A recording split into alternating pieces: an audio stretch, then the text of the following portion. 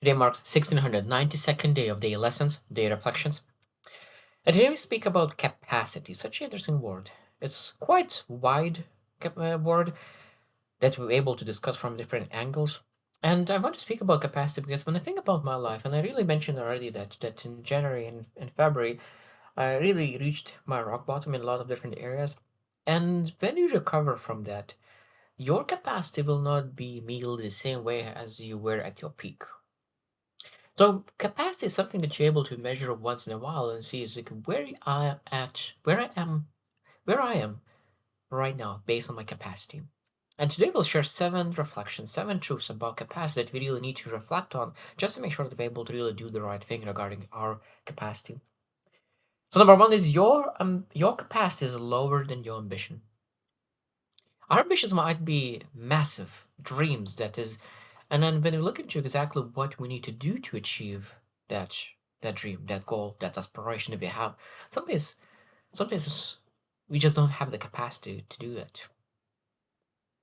Now, sometimes we're able to ask, okay, what do we need to do to build that capacity? And one of the biggest things is willingness. Because sometimes one thing is that you have a dream, massive dream, and after that, not be willing to do that, anything about it is sometimes delusional. And I think that's extremely important to understand. Like, if I really have such a massive goal, what do I do about it? How I develop capacity? Because a person who is really working on 70% of capacity is something that's better than someone who needs to work 150% of their capacity just to achieve their goal. Number two, capacity is earned, not discovered. What it means is that capacity is constantly growing or decreasing. It barely is neutral.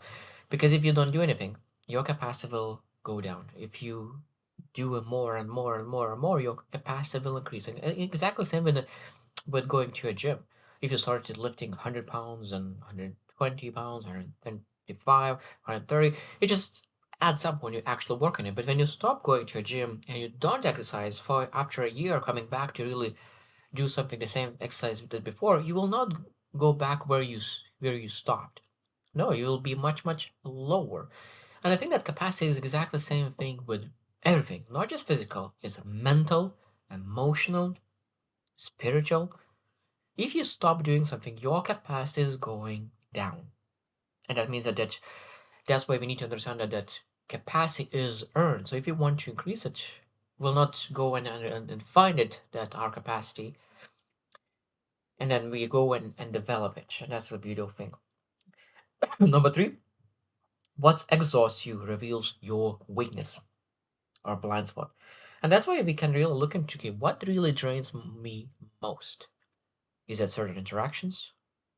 Is that social environments? Is that job? Is what is that that really drains you? And I think that's again, it shows that some kind of is limiting factor here. Sometimes you need to develop that skill set so you can be energized by it. Sometimes you need to really find people who could cover that part if you don't do anything about it. But if we ignore the things that drains us, that is disaster. Because one of the most important resources in life is energy, and energy is capacity. So if you can ignore the things that is draining us, that means that we are giving away our capacity, and we do not have a capacity to do the things that really actually want or we can do to really achieve the greatness in life. Number four, recovery is part of performance. Recovery is part of performance because sometimes we can believe a hustle and grind mentality believes that we need to grind 16 hours, otherwise we're not getting anywhere.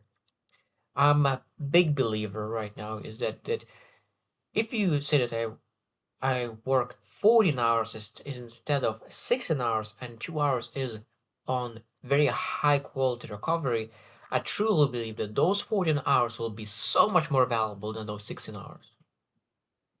Because you recover, you build your capacity, you make sure that you have productivity and your brains has more capacity, your understanding, your curiosity, everything improves.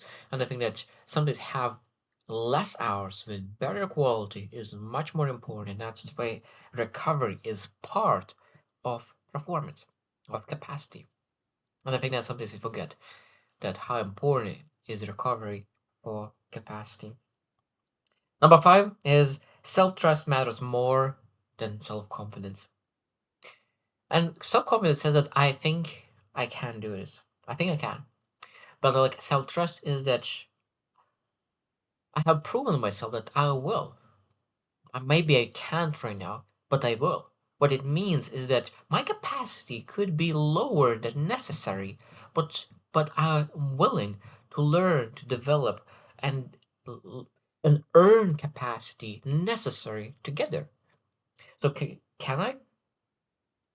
Maybe not right now, not yet, and everything that is not yet, but I will. I will work until I will find a way to get there. And I think that that's where self trust is, because self trust says that but I made a decision, I will find a way, even though that I might be not capable at the moment, but I will find a way to develop necessary skill sets and tools and resources just to make sure that I get there. And this is like a beautiful thing when you think about capacity plus willingness.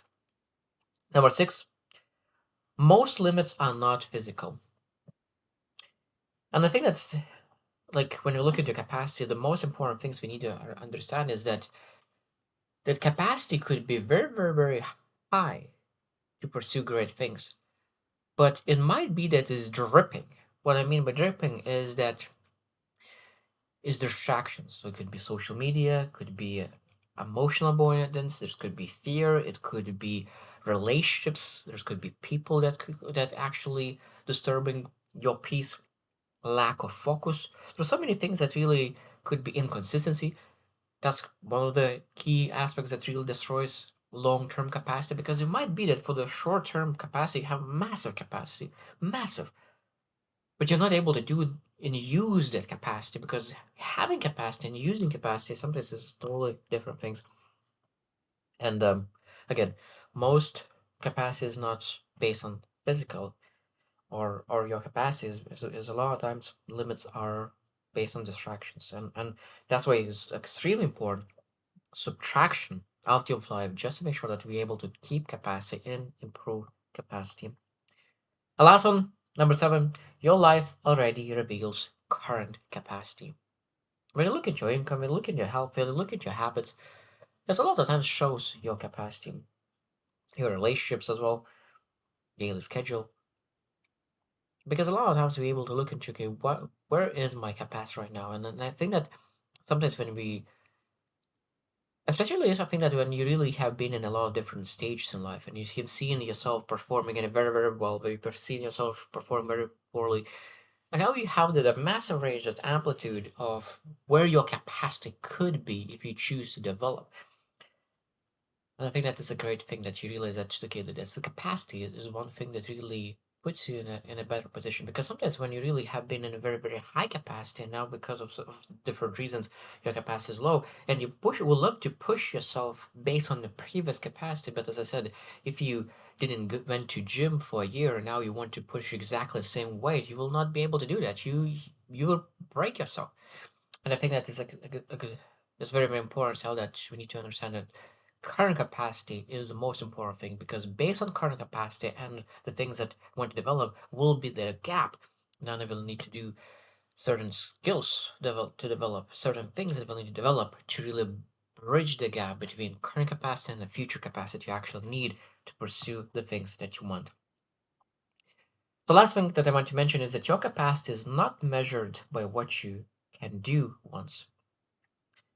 It's measured by what you can repeat without breaking yourself. And this is the beauty thing. And that's why when you think about consistency matters. Because you can do something very, very, very, very well for a day, for 2 days, for a week, even for a month, maybe for half a year, maybe even a year, depends on what. And after years, they don't get results what I'm looking for and quit.